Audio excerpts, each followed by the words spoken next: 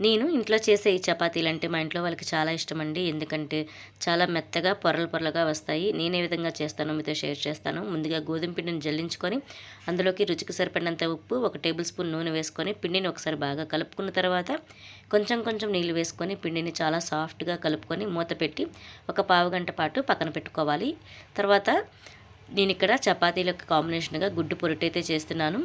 ఇక్కడ గుడ్డు పొరటు అయిపోయింది కదా! ఇప్పుడు చపాతీలైతే చేసుకుందాము. ముందుగా మనం కలిపి పెట్టుకున్న చపాతీ ముద్దని చిన్న చిన్న ఉండలుగా చేసుకొని, ఇప్పుడు పిండి వేసుకొని ఈ విధంగా అప్పడాల్లాగా చేసుకొని, కొంచెం ఆయిల్ వేసుకొని మడత పెట్టుకోవాలి.